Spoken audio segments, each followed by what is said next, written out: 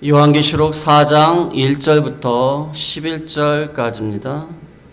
1절에 이후에 내가 보니 하늘에 열린 문이 있는데 내가 들은 바 처음에 내게 말하던 나팔 소리 같은 그 음성이 이르되 이리로 올라오라. 이후에 마땅히 일어날 일들을 내가 내게 보이리라 하시더라. 내가 곧 성령에 감동되었더니 보라, 하늘에 보좌를 베풀었고 그 보좌 위에 앉으신 이가 있는데 앉으신 이의 모양이 벽옥과 홍보석 같고 또 무지개가 있어 보좌에 둘렸는데 그 모양이 녹보석 같더라. 또 보좌에 둘려 24보좌들이 있고 그 보좌들 위에 24장로들이 흰옷을 입고 머리에 금관을 쓰고 앉았더라. 보좌로부터 번개와 음성과 우레소리가 나고 보좌 앞에 켠 등불 일곱이 있으니 이는 하나님의 일곱 영이라. 그 다음에 10절에 보겠습니다.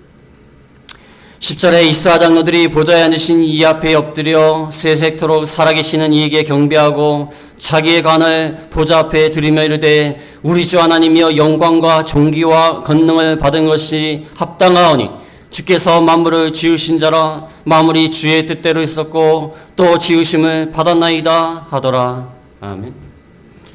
이 본문을 통하여 보좌 위에 앉으시니 보좌 위에 앉으시니 보좌 위에 앉으신 이에 대해서 말씀을 하면서 하나님의 주권과 통치권, 지배권에 대해서 말씀하시면서 그 당시에 박해당하는 성도들을 하나님이 여전히 지배하시고 통치하시는 주권의 하나님이 되신 것을 이렇게 말하고 있습니다. 이 보좌라는 것은 의자입니다. 의자.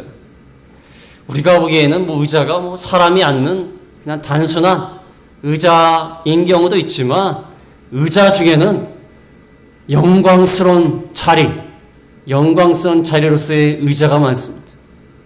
그래서 옛날에 임금의 의자를 보면, 보좌를 보면은 화려합니다. 금으로 장식을 하고 뒤에 배경도 멋있고, 그래서 그 의자에는 아무나 앉을 수 없어요. 의자에 앉는 것은 반역입니다. 영모예요. 의자에는 아무나 앉을 수 없어요. 그 의자가 상징하는 것은 단순한 의자가 아니에요. 그 보좌는 그 왕의 통치권, 주권을 상징합니다. 그의 권세를 상징하는 거예요. 그래서 오늘 사도 요한을 통해서 주시는 이 말씀 가운데 보좌 위에 앉으시니, 물론 하나님이십니다. 보좌 위에 앉으신 하나님이 그 위대하신 그 의자, 통치권과 주권을 상징하는 그 의자, 그거를 보여주시면서 그 당시에 사도 요한 당시에 얼마나 많은 사람들이 박해를 당하고 죽임을 당하고 핍박을 당했는지 모릅니다. 그러나 보좌 위에 앉으신 하나님이 우리를 보고 계시다, 보호하고 계시다, 통치하고 계시다, 그 하나님을 믿고 나아가라는 것입니다. 그래서 이 환상을 보여주고 있는 것입니다. 그래서 서론적으로 1절에 보면 1절에 이후에 내가 보니 하늘에 열린 문이 있는데 내가 들은 바 처음에 내게 말하던 나팔 소리 같은 그 음성이 이르되 이리로 올라오라. 이후에 마땅히 일어날 일들을 내가 내게 보이리라 하시더라. 뒤에는 요한계시록이 대부분이 재앙입니다. 재앙. 그래서 요한계시록 읽다 보면요 마음이 괴로워요. 맨날 재앙이다. 누가 죽는다더라, 불탄다더라, 망한다더라. 재앙이지만 이 재앙이 일어나기 전에 하나님이 4장과 5장에 천상에 있는 하늘 성전, 하늘 궁전 그 모습을 보여주시면서 이 재앙이 임할 때 슬프고 힘들고 어렵지만 재앙은 결국 우리 믿는 사람을 구원하기 위한 것이다. 그걸 보여주는 겁니다. 구원하기 위해서 재앙을 주시는 것이다. 그래서 재앙을 주시기 전에 하늘 성전을 먼저 보여주시는 거예요. 하나님의 궁전, 보좌 위에 계신 그 하나님을 보여주시는데 하늘의 문이 쫙 열렸어. 문이 열려가지고 사도 요한한테 보여주는 거예요. 사도 요한이니까 보여주는 겁니다. 특별히 하늘의 문이 열리는 거예요. 하늘에 어떻게 문이 열리겠습니까? 하나님이 특별히 보여주시기 위해서 비밀스러운 장소인 하늘 성전의 문을 열어주시면서 나팔소리 같은 음성으로 올라오라! 봐라! 이 모든 걸 보고 말씀으로 기록해서 성도들에게 알려줘라. 그래서 그들에게 위로와 용기를 주어라. 사도 요한은 선지자로서 하나님의 특별한 비밀의 성전을 보게 된 것입니다. 그래서 보좌 위에 앉으시니 또한 주변에 있는 모든 것들을 통하여서 하나님이 우리를 얼마나 일일이 다 보호하시고 보고 계시고 우리를 관찰하고 계시고 영광스러운 그 모습을 통해서 우리가 위로와 용기를 얻는 저희가 다 되어야겠습니다.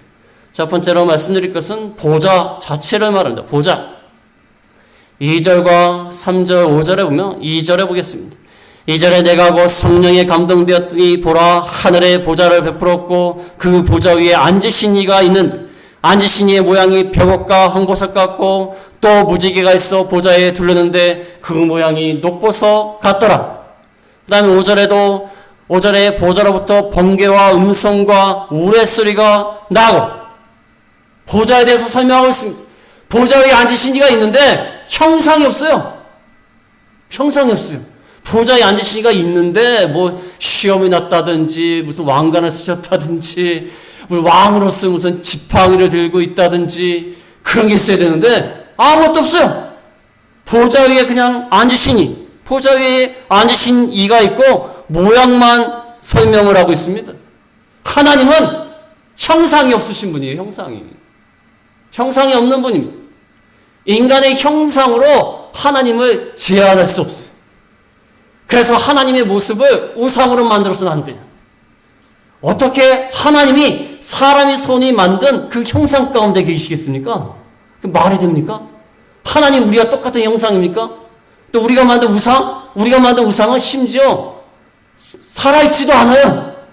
어떻게 하나님을 살아있지도 않은 물건같이 만들 수가 있어요?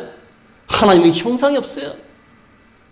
보좌 위에 앉아 계시니 그런데 하늘의 보좌를 베풀었다 했어요. 하늘에. 요한계시록에 다른 데 보면 짐승의 보좌가 나옵니다. 짐승. 마귀에게 이용당하는 짐승들, 악의 세력들도요, 보좌가 있어요. 그들도 세력이 있기 때문에 보좌가 있는 거예요. 짐승이 탁 보좌에 앉아가지고 마귀가 옆에서 강하게 역사를 하면 마귀에게 이용당하는 모든 나라들이 권세를 행하면서 성도들을 핍박하는 거예요. 짐승의 보좌가 있어요. 땅에는 짐승의 보좌가 있어갖고 성도들이 괴롭힘을 당하는데 그 위에 누가 있습니까? 하나님이 계신 거예요. 하나님이 보좌가 땅에 있지 않고 하늘에 계신 거예요. 하늘에. 땅에서는 자기들이 뭐 대단한 것 같아요. 짐승들이 보좌에 앉아가지고 그냥 탐욕을 부리면서 남의 나라를 침략하고 성도들을 괴롭히고 피로써 성을 건설하고 그런 악한 사람들이에요. 짐승의 보좌가 다 있어요. 한 자리씩 다 합니다. 자기네들이 대단하다고 생각해요. 근데 하나님은 어디 계십니까? 그 위에 계시니까 그 위에 계시니까. 하나님이 보시기에는 얼마나 가소롭겠습니까? 그 땅 조그맣게 뭐 찾아고 앉아가지고 나는 왕이다. 하나님은 온 우주를 통치하시는 하늘의 보좌를 가지고 계시는 왕이신데 얼마나 우습겠습니까?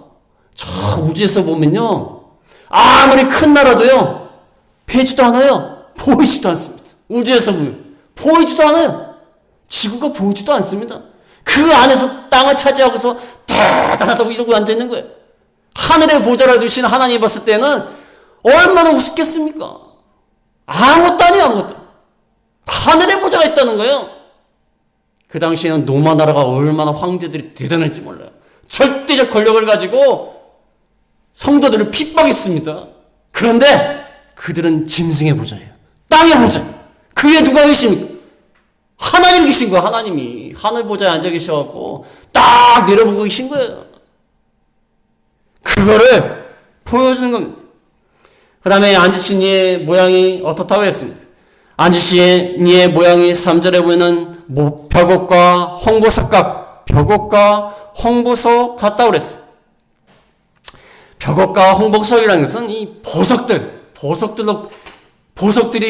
보석들의 모양으로 있다는 것은 그 보좌의 권위가 영광스럽고 아름답고 존귀하다는 거예요. 의자가 있는데 뭐 나무로 대충 만들어서 의자에 있으면은 왕들이 거기 앉아있으면 무슨 촌스럽지 않겠습니까? 면이 안 써요, 면이. 아니, 왕들의 의자는 그래도 좋아야죠. 왕들이 그냥 무슨 걸상 같은, 나무 걸상 같은데 앉으면 되겠습니까? 하나님의 보좌인데, 이 땅에서 귀한 보석들 중에 벽옥과 홍보석으로 되어 있다는 거예요. 아주 아름다운, 영광스러운 모양으로 계시다는 것입니다. 앉으신 이의 모양이 벽옥과 홍보석 같고, 그 다음에 무지개가 있다고 했어요. 무지개가 있어 보좌에 둘렸는데 모양이 녹보석 같더라. 무지개가 있어요. 녹보석이라는 것은 녹보석 같이 무지개가 이렇게 둘려 있다는 거예요. 모양이 녹보석 같더라. 왜 무지개가 보좌에 둘려 있을까요? 무지개가 뭡니까? 무지개가 아름답죠. 빨주노초 파남보 아름답습니다. 제가 옛날에 미국에 갔을 때 나이아가라 폭포 가니까 무지개가 동그랗게 있어요. 동그랗게. 우리가 보는 건 이렇게 부분적으로 보이는 것 같아요. 무지개가 동그랗게 뜨더라고요. 신기했어요. 빨주노초 파남보 참 예쁘지 않습니까? 여기에 나오는 무지개가 뭡니까? 그냥 아름답다. 그게 아닙니다. 무지개가 어디 나왔죠? 성경에? 노아 시대에 홍수가 나서 다 멸망당한 하나님이 무지개로 보여주시면서 이제 다시는 물로 심판하지 않을 것이다. 약속을 하셨어. 그 다음에 노아와 식구들로 인해서 새롭게 인류를 번성시켜갖고 새롭게 하셨어. 보좌 위에 무지개가 있어갖고 둘러있는 것은 하나님이 약속에 신실하신 분이다. 그 다음에 이 세상을 심판하지만 이제 새롭게 하실 것이다.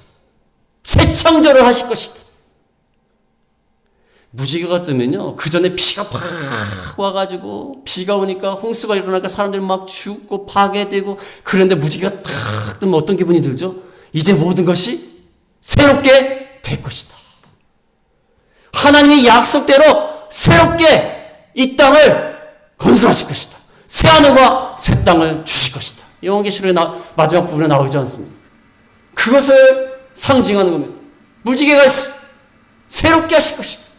그 약속의 하나님, 그것을 위해서 무지개가 둘려진 것입니다. 그 다음에 무슨 소리가 납니까? 5절에? 5절에 보면은 보좌로부터 번개와 음성과 우레소리가 나요. 번개가 치고 음성이 나고 우레소리가 납니다. 출애굽기 19장 16절 말씀이에요. 출애굽기 19장 16절 말씀과 동일한 말씀인데, 하나님이 나타나시는 모습이에요. 하나님이 형상이 없기 때문에 나타나시는데 번개와 음성과 우레소리로 나타나시는. 그 다음에 심판하실 때 이렇게 하세요. 심판하실 때 하나님이 형상이 없으신데 쫙 나타나는데 아무 소리가 안 들리면 어떻게 되죠? 나타난지도 몰라요. 하나님 형상이 없으니까 나타난지도 몰라요. 나타났습니까? 나타난지도 몰라요. 근데 하나님이 번개와 음성과 우레소리로 나타나갖고 내가 하나님이다. 이제 너희를 심판하실 것이다. 심판의 하나님, 두려운 하나님, 그 모습을 이렇게 보여줍니다. 번개와 음성과 우레소리가 뒤에도 보면은 더 많은 소리와 함께 나타납니다. 인과 나팔과 대적지향에서 하나님이 더 무시무시한 모습을 나타나요. 자, 이것을 보면 하나님 참 두려워요. 두렵지 않습니까? 여러분, 번개가 치고요. 번개가 치고 우레소리가 나면 얼마나 무섭습니까? 미국에서 운전하는데 막 운전하는데요, 저 앞에서 번개가 막 치는 거예요. 근데 거기를 지금 달려가고 있는 거예요. 번개가 막 치고 있는데, 이게 차를 타고 가다가 뒤로 후진하고 싶어요. 달려가고 싶질 않아요. 앞에서 막 나무들이 막 막고 있고 이래요. 얼마나 무서운지 몰라요. 미국의 나무들이 엄청 큽니다. 그 사이를 가는데 막 번개가 내려오고 뭐 천둥이 치고 막 그러는데 이거 무섭더라고요. 근데 구름 사이에서 막 빛이 잠깐 나오는데 하나님이 마치 이렇게 나타나셨겠구나 하는 생각이 들더라고요. 얼마나 무섭겠습니까? 전 체험했습니다. 하나님이 두려운 하나님이다 그래서 잘 모를까봐 하나님이 그냥 체험하게 하신 것 같아요. 하나님이 성경 말씀에 보면 뭐 번개와 음성과 우레소리가 났다 그러면 뭐 그런가 보다 그렇게 생각했는데, 실제로 번개와 천둥소리가 나가지고 나를 공격하는 것 같으니까 얼마나 무서운지 몰라요. 제가 어렸을 때는요, 옛날에 그 텔레비전 있지 않습니까? 텔레비전 보면 이렇게 문을 열고 닫는 게 있어요. 우리나라 옛날에 어렸을 때 처음 TV가 나왔을 때 얼마나 기뻤는지 몰라요. 남의 집 가서 TV 보다가 처음 샀는데, 아니 텔레비전을 이렇게 보고 있는데 번개가 창문까지 들어왔다 나가는 거예요. 아, 얼마나 무서운지 몰라요. 번개만 쳐도 이렇게 어려운데 하나님이 번개와 음성과 우레소리로 임하시면 얼마나 무섭겠습니까? 번개만 쳐도 이런데, 번개만 쳐도. 하나님이 두려운 하나님으로, 심판의 하나님으로 이렇게 보여주고 있는 것입니다. 그래서 하늘에 보좌가 있고 앉으신 이의 모양이 벽옥과 홍보석 같고 무지개가 둘러있고 번개와 음성과 우레소리가 나는 것, 그 모습만으로도 사도 요한은 주눅이 들었을 것 같아요. 그렇지 않습니까? 주눅이 들었을 것 같아요. 하늘에 보좌가 있었고 아름답게 찬란하게 무지개가 있고 번개와 음성과 우레소리가 들리는데 얼마나 두렵겠습니까? 두려우신 하나님, 능력인 하나님, 권능인 하나님, 이것을 보여주는 겁니다. 그래서 이게 단지 사도 요한만 체험하라고 이렇게 한 게 아니에요. 우리도 깨달으라는 거예요. 하나님이 하늘에서 통치하고 계시다. 위대하신 분이다. 전능하신 분이다. 우리를 위에서 지켜보신다.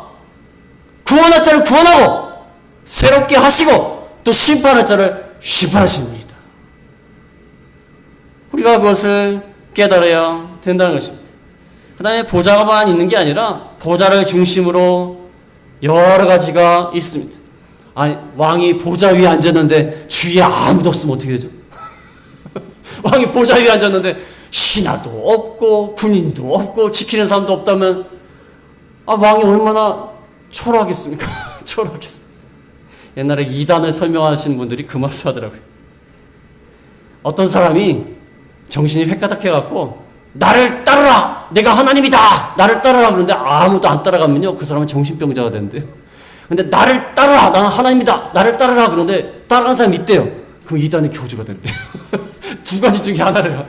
그래갖고 나는 하나님이다! 뭐 획가닥된 거야. 나를 하나님이다! 신이다! 나를 따라가! 그러는데 아무도 안 따라가면 그럼 정신병자가 되는 거예요. 근데 만약에 따라가면 그건 교주가 된대요. 그렇게 설명을, 신천지에서 나오신 분이 그렇게 설명하시는데, 아니 보좌를 중심으로 아무것도 없다면 무슨 권위가 쓰겠어? 왕의 권위는요, 그 주변의 신하들, 그 주변에 있는 경호병들, 이것으로 증명이 되는 겁니다. 왕의 권세가 크면요, 주변의 신하들이 많아요. 옛날에 중국 같은 나라 얼마나 큰 나라입니까? 중국의 황제들 보면요, 신하들이 얼마나 많아요. 엄청납니다. 엄청납니다. 그 황제를 만나기 위해서 계단을 올라가는데 한참 올라가야 돼, 한참. 신하들이 많고 주변에 경호병들이 많다는 것은 왕의 권세가 대단하다는 거예요. 대단하다는 거예요. 마찬가지로 하나님도 그의 권위가 얼마나 뛰어나신지 여러 사람들이 있고 여러 모양의 천사들이 있습니다. 첫 번째는 24장로들이 있어요. 24장로들. 4절에 보면 4절에 또 보좌에 둘려 24보좌들이 있고 그 보좌들 위에 24장로들이 흰 옷을 입고 머리에 금관을 쓰고 앉았더라. 4절에 보면은 24보좌, 의자가 있어, 의자. 24보좌가 있고 24장로들이 흰 옷을 입고 머리에 금관을 쓰고 앉아 있어. 그 요한계시록 3장 21절 앞에 보면은 예수님이 뭐라고 말씀하셨습니까? 3장 21절 중요한 말씀이니까 한번 찾아보겠습니다. 3장 21절에 보면 이기는 그에게는 내가 내 보좌에 함께 앉게 하여 주기를 내가 이기고 아버지 보좌에 함께 앉은 것과 같이 하리라. 예수님이 아버지와 함께 보좌에 앉아 계시는데 이기는 그에게는 예수님 보좌에 함께 앉게 하여 준다고 그랬어요. 이기는 그에게, 환난을 이기는 그에게, 핍박을 이기는 그에게 예수님이 지금 아버지 보좌와 함께 앉아 있어요. 왜냐하면 예수님도 십자가상에서 고난을 받으시고 돌아가시고 부활하심으로 구속 역사를 이루셨어요. 그러니까 아버지와 같이 앉아야겠어. 근데 이 보좌 위에 이기는 그에게 앉게 해주겠다. 근데 24 장로들이 24 보좌 위에 앉아있어. 하나님 앞에 계시고. 이기는 그들이었기 때문에 앉아있을 자격이 되는 겁니다. 이기는 그들입니다. 지상 가운데 온갖 핍박 가운데 우상 숭배해야 된다. 황제 숭배해야 된다. 이러한 핍박 가운데서 이겼던 그들이 하나님과 함께 24 보좌 위에 같이 앉아있는 거예요. 이게 얼마나 영광스러운 일입니까? 24 장로들이 보좌 위에 앉아있으면서도 얼마나 불편하겠어요.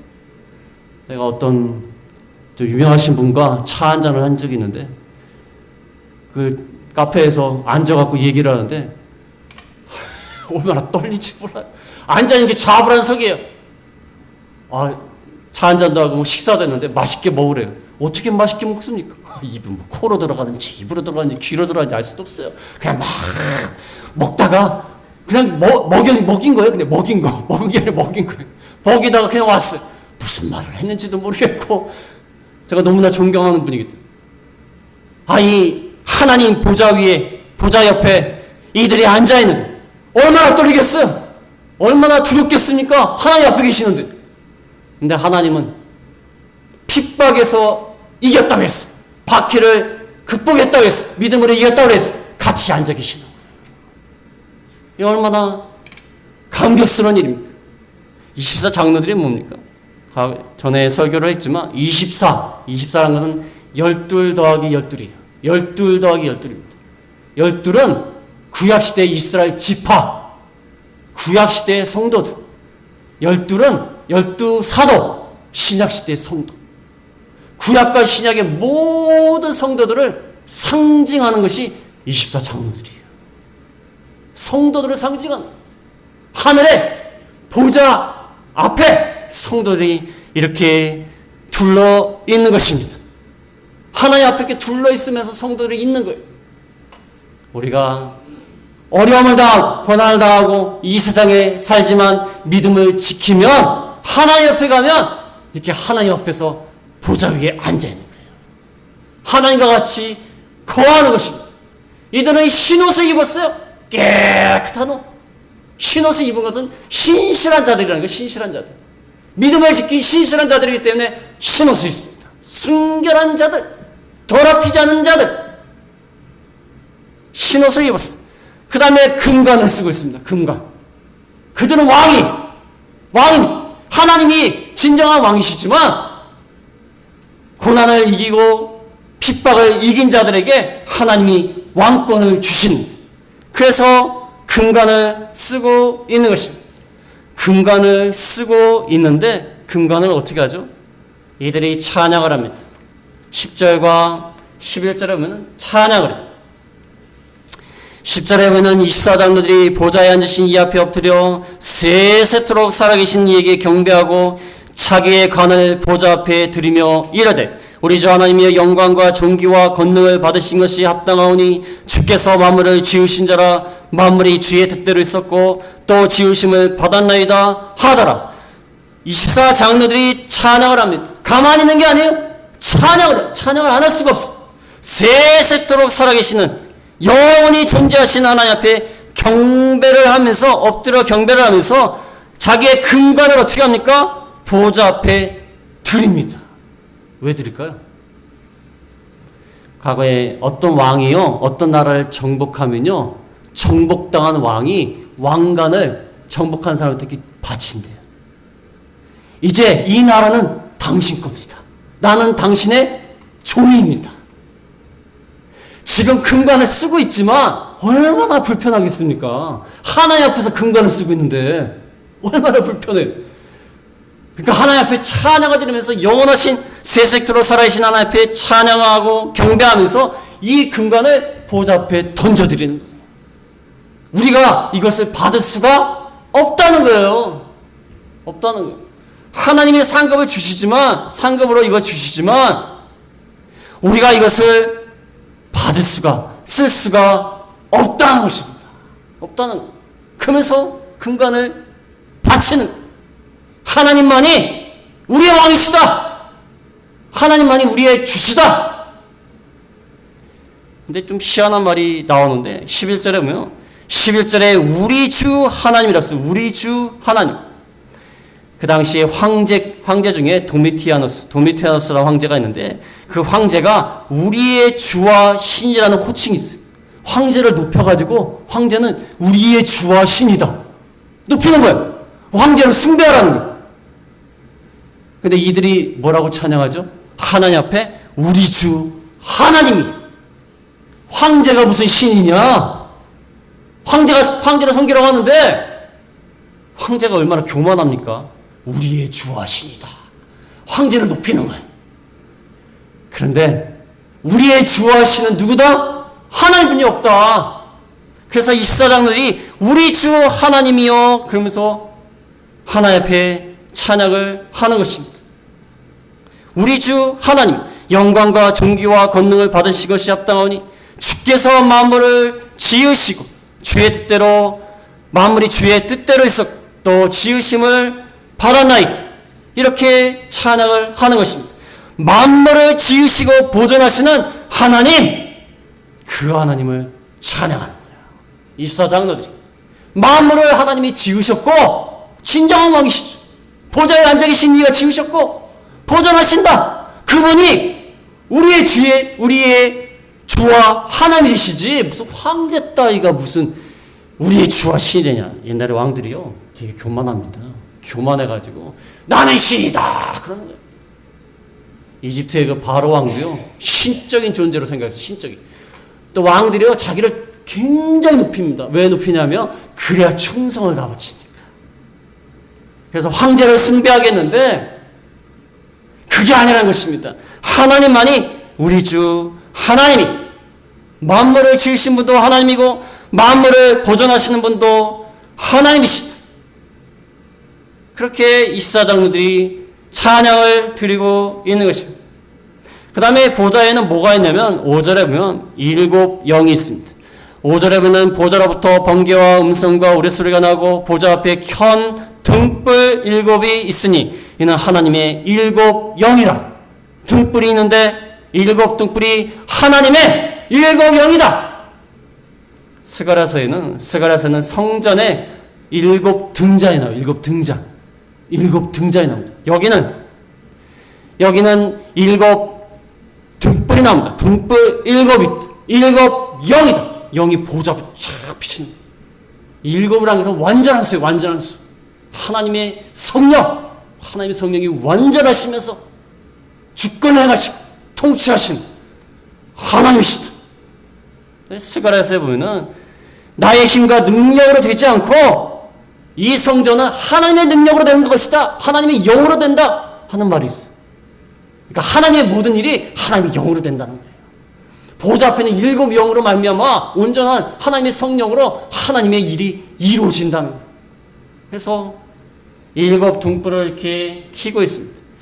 저희 교회도 밤에 이렇게 차 타고 지나가신 분이 많아갖고 꼭 이 큰 길이기 때문에 지나가신 분이 많아요. 그래서 뭔가 하나 하자 그래갖고 초북교회라는 글자 위에 그 태양광 전기값이 많이 나오니까 태양광으로 하는 걸 설치해놨어요. 낮에는 잘 안 보이는데 그러니까 밤이 되니까요 낮에 그 태양을 통해서 에너지를 받았던 게 밤에 이렇게 밝혀지는 거예요. 참 좋더라고요. 전기세 하나도 안 나고 참 좋더라고요. 근데 지나가면서 이렇게 딱 보니까 참 이뻐요. 보기가 좋고 멀리서도 보기가 좋고 이 보좌 위에 7 등불이 탁 켜져 있으면 얼마나 아름답겠습니까? 하나님의 그 능력, 성령 그것을 말씀하는 겁니다. 그 다음에 또 뭐가 있습니까? 수정과 같은 유리바다가 있어요. 6절에 보면 6절에 보좌 앞에 수정과 같은 유리바다가 있고 수정과 같은 유리바다니까요 물결이 칠 일이 없어요. 잔잔한 것도 아니죠. 그냥 수정 같은 유리바다니까 그냥 매끈한 거예요. 물결이 칠 일이 없어요. 바다는 뭘 상징합니까? 바다는요 물결이 막 치고 사람을 죽이고 혼돈스럽고 불안한 거예요. 그러나 수정 같은 유리바다는 뭐죠? 고요합니다. 하나님의 나라는 환난과 풍파가 없어요. 고요한 거예요, 고요한 거. 여기 요한계시록에 다른 데도 보면은 바다는요, 악의 실제입니다. 악의 실제. 그래서 짐승도 바다 가운데서 나와요. 짐승이 바다 가운데서 나와요. 바다는 세상이에요. 세상은 바다와 같이 늘 환난과 풍파가 있어요.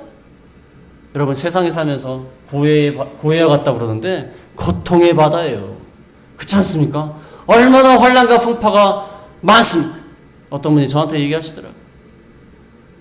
이 바다에 갔더니 어떤 분이 얘기하신 게 아니라 제가 배를 한번 탄 적이 있어요. 저는 배 타는 걸 좋아하지 않는데 한번 탄 적이 있는데 막 바람이 부니까 얼마나 무서운지 몰라요. 그 필리핀 갔을 때 그 배를 탔는데 뭐 선교하다가 순교하다가면 감사한 일인지 하면서도 마음이 불안한 거예요. 선교 목적으로 갔지만 내가 하나님의 일을 하다가 죽음에 죽으리라 마음을 먹었으면서도 계속 부니까 무서운 거예요. 무서운 건 어쩔 수 없는 거예요. 그 빈 봉지를 이렇게 나눠줘요. 검은 봉지를 나눠줬는데 왜 나눠주나 했더니 속이 안 좋으니까 그 봉지를 미리 주는 거예요. 혹시나 해서 미리 주는 거예요. 얼마나 그 파도가 많이 치면 그 직원들이 미리 그걸 나눠주겠습니까? 정말 무섭습니다. 세상은요, 그게 불안하고 무섭고 공포스럽고 혼란스러워요. 그런데 하나님의 나라는 수정과 같은 유리바다예요. 사도 요한이 그 모습을 봤을 때 얼마나 위안이 됐겠습니까? 하나님의 나라는, 하나님이 통치하신 나라는 이렇게 잔잔하구나. 고통과 슬픔이 없겠구나. 그런 생각을 하지 않았겠습니까? 우리가 갈 나라, 그건 수정과 같은 유리바다예요. 고요합니다. 고통도 없고 슬픔도 없고 괴로움도 없고 눈물도 없는 그러한 곳이다. 그 다음에 마지막으로 네 생물이 나옵니다. 시간이 많이 지났지만 네 생물이 마지막으로 나옵니다. 6절부터 9절에 보면 6절에 보면은 6절 중간부터 보면은 보좌 주위에 네 생물이 있는데 앞뒤에 눈들이 가득하더라. 그 첫째 생물은 사자 같고 둘째 생물은 송아지 같고 그 셋째 생물은 얼굴이 사람 같고 그 넷째 생물은 날아가는 독수리 같은데 네 생물은 각각 6날개를 가졌고 그 안과 주위에는 눈들이 가득하더라. 그들이 밤낮 쉬지 않고 이르기를 거룩하다 거룩하다 거룩하다 주 하나님 곧 전능하신 이여 전에도 계셨고 이제도 계시고 장차 오시리라 하고 그 생물들이 보좌에 앉으사 세세토록 살아계신 이에게 영광과 존귀와 감사를 돌릴 때 네 생물이 나와요. 네 생물. 네 생물은요 다른 곳에서 많이 나옵니다. 그 에스겔에도 나오고 또 이사야에도 나옵니다. 뭐 그룹이나 스락같이 나오는데 네 생물이 나와요. 사자, 독수리, 소, 인간. 공통된 특징이 뭐죠? 사자는 맹수 중에 가장 뛰어나요. 독수리는 날짐승 중에 가장 뛰어납니다. 소는 가축 중에 가장 소중합니다. 고기에. 인간 말할 것도 없죠. 만물의 영장입니다. 가장 탁월한 네 생물이 딱 있으면서 모든 피조물을 대표하는 하나님의 나라 그 앞에 모든 피조물이 있어가지고 뭐랍니까? 하나님을 찬양하는 것. 하나님을 찬양하는 것입니다. 그들은 어떠한 특징을 갖고 있습니까? 앞뒤에 눈들이 가득합니다. 안과 주위에 눈들이 가득해. 하나님의 일을 담당하는 사람으로서 눈이 가득해갖고 모든 택한 백성을 위해서 준비된 상태예요. 하나님 명령만 내리면 그 눈들을 가지고 이 땅을 다 살피는 거예요. 하나님의 전지성 다 살피는 거예요. 하나님의 우리를 다 지켜보고 계신다는 것을 이 네 생물을 통해서 알 수가 있는 것입니다. 그러면서 그들이 밤낮 쉬지 않고 거룩하다 거룩하다 거룩하다 주 하나님 곧 전능하신 이여 전에 계셨고 이제도 계셨고 장차 오실 이다. 영광과 존귀와 감사를 밤낮 쉬지 않고 드리는 거예요. 네 생물들이 모든 피조물들이 하나님을 찬양하고 있어. 영원하신 분이 거룩하신 분이 전능하신 분이 영광과 존귀와 감사를 돌리고 있습니다. 모든 피조물이 아까 24장로들도 찬양하지 않습니까? 모든 성도들이 찬양하고 그 다음에 모든 피조물들이 하나님을 찬양하고 있어요. 영원히 존재하시는 분, 전능하시고 거룩하신 것을 찬양하고 있는 겁니다. 그래서 하나님이 인간을 창조하신 목적이 뭡니까? 창조하신 목적은 하나님을 찬양하라고 창조하신 거예요. 찬양하라고. 그래서 우리가 하나님 나라에 가면요, 항상 찬양하는 거예요. 밤낮 쉬지 않고 찬양하는 겁니다. 모든 피조물도 찬양해요. 여러분, 봄이나 가을에 가면요, 파릇파릇한 꽃들이요, 바람이 살랑살랑하는 모습을 보면요, 하나님을 찬양하는 것 같아요. 하나님을 드러내고 있습니다. 하나님의 영광을 드러내고 있는 것입니다. 오늘 말씀이 좀 복잡하고 길지만은 한마디로 말씀드리면, 우리가 이 땅에서 고난당하고 핍박당하고 어려움 당해도 누가 계시다? 보좌 위에 앉으신 이가 계시다. 보좌 위에 앉으신 이가 우리를 통치하시다. 그래서 어떠한 고난과 핍박이 찾아올지라도 항상 하나님만 바라보고 의지하는 저희가 다 되야겠습니다.